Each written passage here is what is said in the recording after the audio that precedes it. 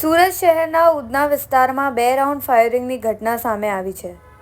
આશીર્વાદ township gate પાસે આવેલ આરાધ્ય કોર્પોરેશન ઓફિસમાં ફાયરિંગની ઘટના બની છે. એક ગોળી પોલીસ દ્વારા કબજે કરવામાં આવી છે અને બીજી ગોળીને શોધવા માટે પોલીસે ઓફિસના આજુબાજુ તપાસ શરૂ કરી છે. બાઇક પર 2 લોકો આવ્યા હતા અને ફાયરિંગ કરવામાં આવ્યું.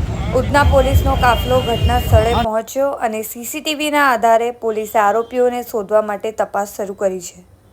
મારું નામ છે રાહુલ પવાર અને મારા મોટા ભાઈ છે દીપક પવાર અને એમનું કામ છે આરાધ્યા કોર્પોરેશનનું. એમની ઓફિસ છે અહીંયા અને સ્પેન્ડર ગાડી અહીંયા આવી હતી.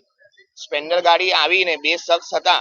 હવે 2 શખ્સ હતા, એમાંથી ગોળી બંદૂકોએ બહાર કાઢી અને બંદૂકમાં ગોળી લાગી. એક બેન છે લેડીઝ છે, એ જોઈ ગયા અને ફાયરિંગ કર્યું. બહાર નીકળ્યા પછી લેડીઝ અમને કીધું કે ભાઈ આવી રીતે કોઈ આવેલું હતું અને બંદૂક કાઢીને સામે ગોળી મારી. ગોળી ઝાડ પર વાગી છે. ઝાડ પરથી વાગીને અંદર દરવાજા કાચ મારી ક્રોસ અને અંદર ગોળી ગઈ છે. એ તો કયું કારણ છે હવે અમને તો કઈ ખબર નથી. હવે પોલીસ જાણ કરશે, જો આરોપી પકડાશે તો એમને પૂછવામાં આવશે કે ભાઈ કયા કારણથી ગોળી ચલાવવામાં આવી છે. મારા ભાઈનું નામ છે દીપક પવાર. જૂની અદાવત તો હવે ખબર નથી પડતી, પણ હવે ખબર નથી, પોલીસ વાળા પકડે તો ખબર પડે કે ભાઈ કઈ અદાવત છે કઈ નથી અદાવત. ઉધના વિસ્તારમાં વેલકમ પાન સેન્ટર થી બીચ પોઈન્ટ બાજુ જઈએ ત્યારે વચ્ચે આરાધ્યા ફાઇનાન્સ કરીને એક ફાઇનાન્સની જે કંપની છે, શોપ છે, એમાં એક ફાયરિંગની ઘટના બની છે. આ ઘટનામાં જે પ્રાથમિક વિગત છે એ મુજબ એક બાઇક ઉપર 2 જણાએ આવી અને આ ફાયર કર્યા હોવાની માહિતી છે.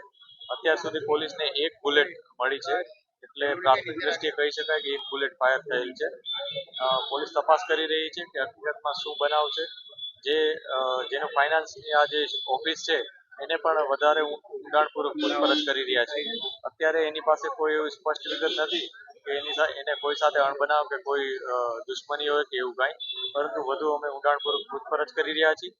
આ ઉપરાંત આસપાસના લોકોને પણ પૂછી રહ્યા છીએ, જે લોકોએ નજરે આ બનાવ જોયો છે અથવા આસપાસના જે ટેકનિકલી ઇન્ફોર્મેશન અમને મળી શકે એ પણ અમે તપાસ કરી રહ્યા છીએ.